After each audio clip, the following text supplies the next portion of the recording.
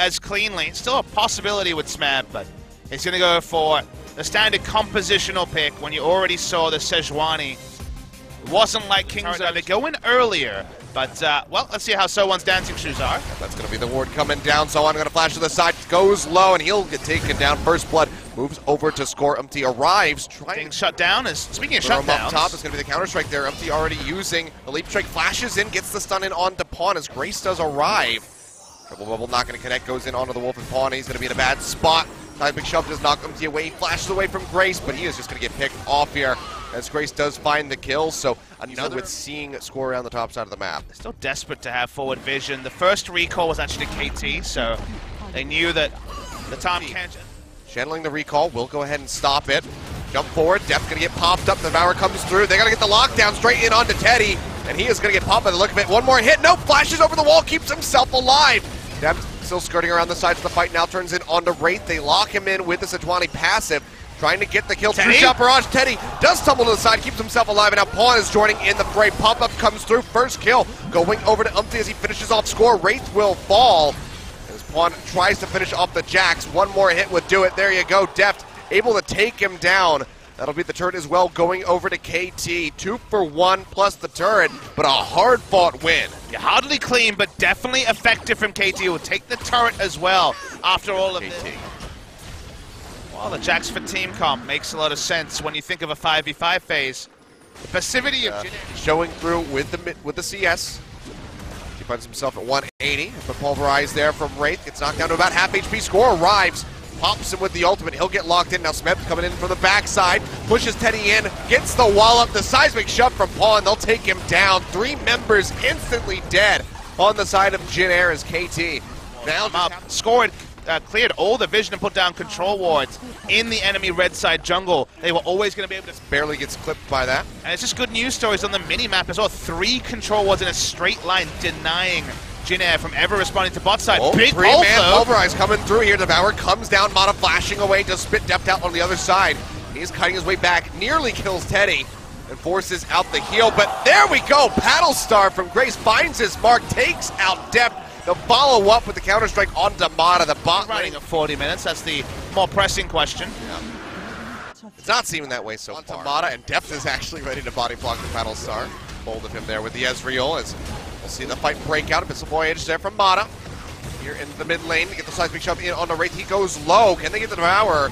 He's ready to die, and you see Mata, he doesn't want to take the kill. And once they hand it over to the carries, and Deft will be able to pick it up. Deft now trading back in onto Grace. Gets a couple hits, burns him down to about half. KT will finally take out that inner turret in mid as Smeb goes in for the exchange here onto So1 right before that Mega Gnar expires. Works him down low, has him slowed up. They're going to be looking for the finish onto the GP. Flashes to the other side. Seismic shove comes through. Buddy's got the stopwatch to stay alive for a little bit longer. There's no way for him to get out. He goes down. Ultimate connects in onto takes a leap strike, a short one to the side. Dives in, charges for it, pops him up. The counter strike buys a little bit more time, but he will inevitably fall. As Pawn ready to go, we'll go ahead and cast that one out.